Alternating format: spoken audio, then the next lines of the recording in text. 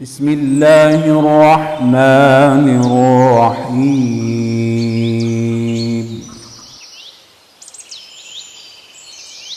فلولا نفر من كل فرقة منهم طائفة ليتفقهوا في الدين ولينذروا قومهم إذا رجعوا إليهم لعلهم يحذرون.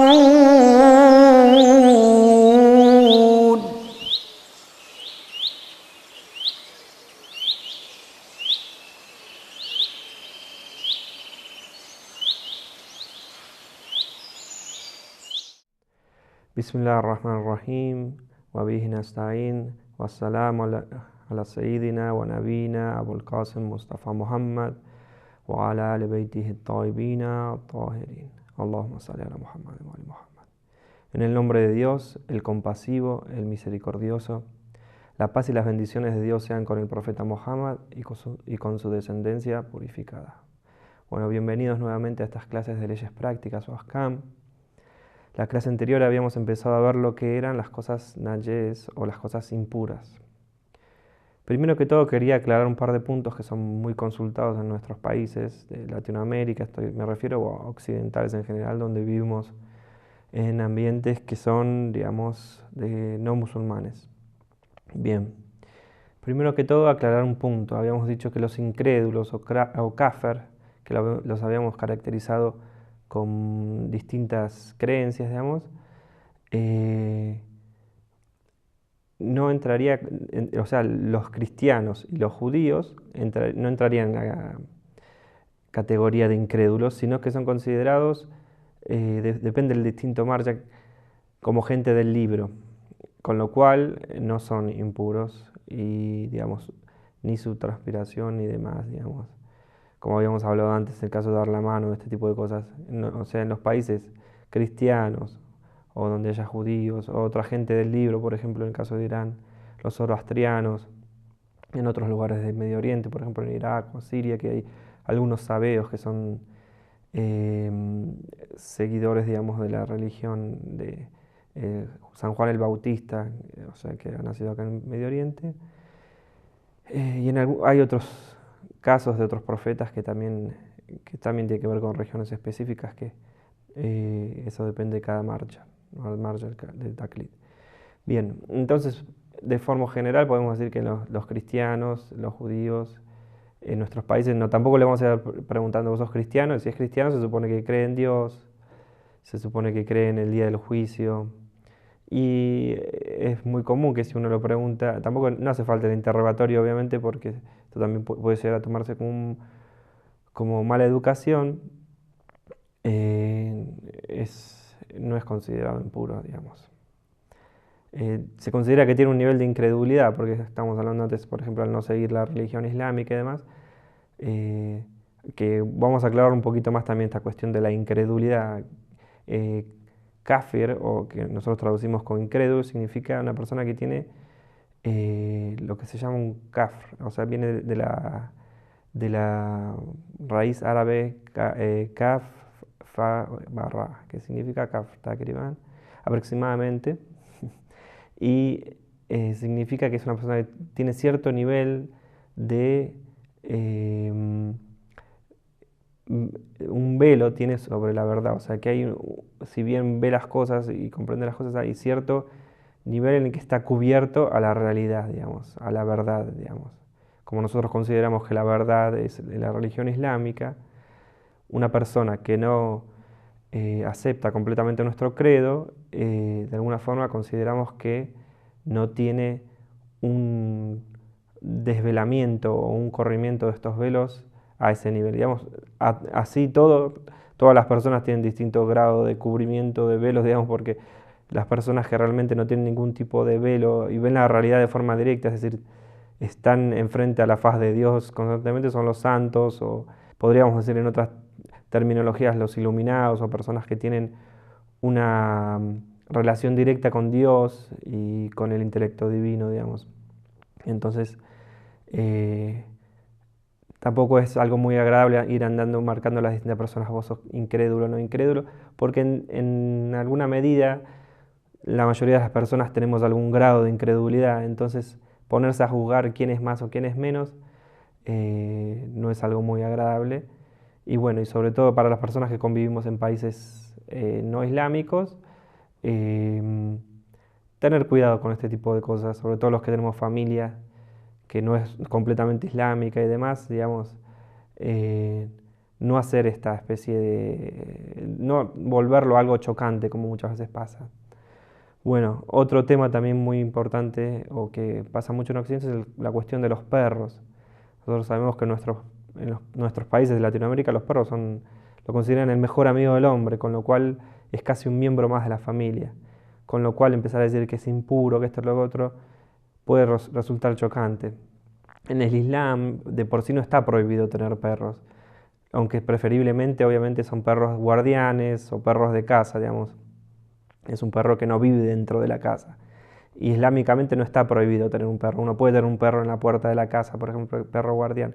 Pero en el caso de que dejarlo entrar en la casa es un problema porque los pelos son impuros, eh, porque de alguna forma puede generar que el ambiente se termine impurificando, donde nosotros rezamos y demás hacemos nuestros distintos actos de adoración, aunque por ejemplo teniendo una sala especial para rezar y todo lo que son habitaciones, yo creo que teniendo un cuidado suficiente no habría problema con tener un perro, pero siempre y cuando tener cuidado, por ejemplo, de que chupe, no chupe, porque la humedad misma también impurifica, con lo cual puede llegar a terminar siendo una molestia tener que andar lavando o no, o tener la duda de que si el perro acá hizo algún tipo de necesidad o demás. Entonces a veces, ya de por sí tener animales dentro de una casa es algo que tiene y depende del tamaño, ¿no? Obviamente, pero tener animales dentro de una casa es una cosa que implica cierta complejidad.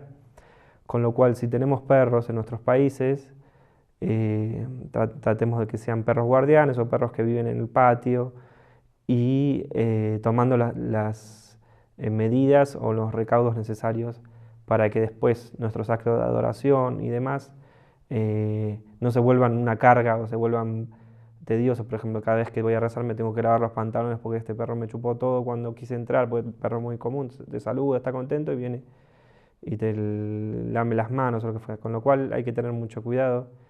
En el caso de tomar esa elección, por ejemplo, por insistencia de un hijo o demás, porque es muy común, a los niños chiquitos les gustan mucho los animales, con lo cual, si es imposible evitarlo, eh, siempre tratar de tener los recaudos suficientes y también aclarando y educando también a nuestros hijos acerca de este tipo de cuestiones referidas a los perros. Porque una vez más voy a aclarar, hay cuestiones que tienen que ver con la limpieza o la higiene, pero hay cuestiones que tienen con otro orden de información o de cosas que nosotros no sabemos exactamente. Hay gente que dice, por ejemplo, que se genera algún tipo de vínculo psicológico o algún otro tipo de cosas que no son positivos para una persona. Con lo cual, digamos, hay que tener recaudos. Y la sabiduría divina, digamos, y el mensaje que trae nuestro mensajero tienen un motivo en sí. Con lo cual, tratemos de tener nuestros recaudos, a tomar nuestros recaudos. Bien. اللهم إني أسألك من مشيئتك بأمضاها وكل مشيئتك ماضية اللهم إني أسألك بمشيئتك كلها. Quedaban algunos puntos más para tocar acerca de lo que es lo impuro, el najosat. Bien, vamos a tener tomar un par de puntos. Por ejemplo, ¿qué pasa si no sabemos si dos cosas que una era pura y otra impura se tocaron o no tocaron? Si tenemos la duda, como siempre, volvemos a la certeza, con lo cual lo consideramos que no se tocaron y es pura. Si estas dos cosas estaban juntas, pero no sabemos realmente hubo una humedad que hizo que estas dos cosas que estaban juntas, por ejemplo, como hablábamos antes, tocar un perro, tenía la mano húmeda, yo estaba transpirado, el perro, por ejemplo, estaba húmedo o no. Si hay una duda, bueno, volvemos a la certeza nuevamente, que quiere decir que es puro. Bien, otros ejemplos, por ejemplo, cosas básicas. El hecho de comer o beber todo lo que es impuro, obviamente que está prohibido. O sea, algo muy común, la sangre, por ejemplo, hay gente por ahí que dice, me chupo un dedo porque me está sangrando, bueno, eso es un problema. Digamos, no es adecuado hacerlo. O otro ejemplo bastante desagradable, los mocos, que tengan sangre mezclada, digamos, sobre todo para nuestros hijos, tengamos cuidado que no hagan eso porque implica estar comiendo algo que es impuro y es también prohibido. Bien, ¿qué pasa si nosotros vamos a una casa y es de un musulmán, por ejemplo, y no sabemos si la comida que está servida es pura o impura? No hace falta preguntar si es musulmán y nos dice no es pura, digamos, ya está, no es suficiente.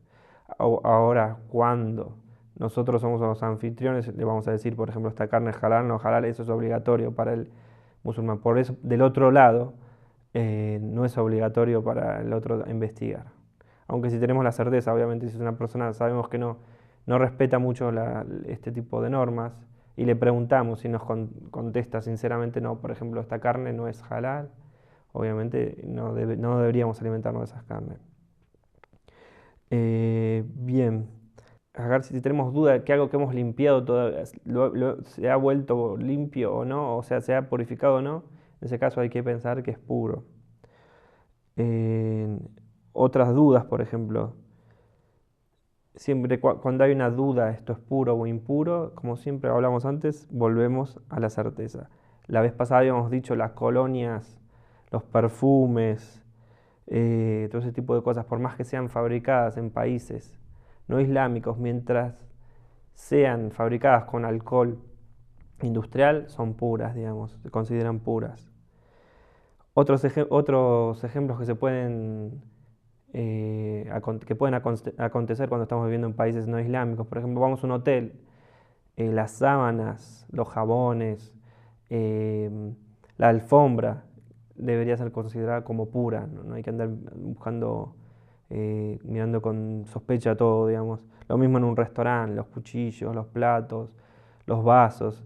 Si sabemos que los han lavado y demás, digamos, porque en todos lados hay un cierto nivel, digamos, de limpieza también, que en el caso de vasos, copas, cuchillos y demás, eh, con el agua es suficiente para purificarlos, con lo cual no vamos debemos considerarlo puro, digamos.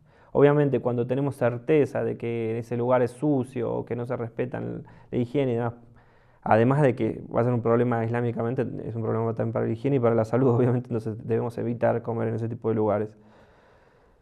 Bien, un par de ejemplos más, la cuestión de la comida industrial, por ejemplo, las galletitas. En nuestros países es muy común que en el paquete digan los ingredientes, entonces nos fijamos, esto dice carne bovina, carne equina, carne de lo que sea, si es carne de, digamos, tiene algún tipo de grasa en las galletitas, porque es muy común que se use las galletas o bizcochitos o lo que fuese, en ese caso no sería permitido alimentarnos de ellos.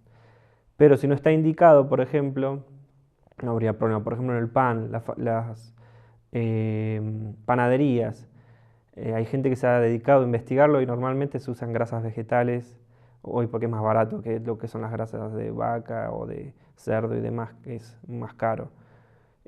Con lo cual es muy común. Otro ejemplo que alguna vez se llevó a preguntar es el panadero. Como sabemos, el panadero, por ejemplo, sabemos que es kafir.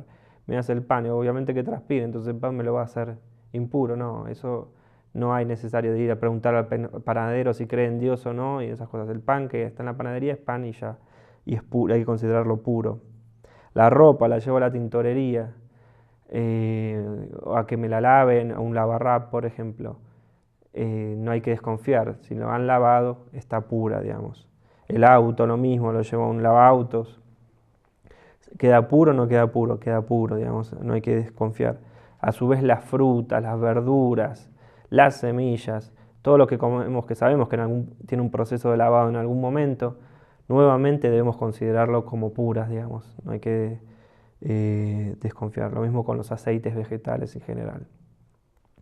Bien, espero que se haya aclarado y vamos a continuar la clase que viene con algunos ejemplos más y terminamos esta clase mandando un saludo al profeta Muhammad y a su descendencia purificada. Allahumma salli ala Muhammad wa ali Muhammad. Assalamu alaikum wa rahmatullahi wa barakatuh.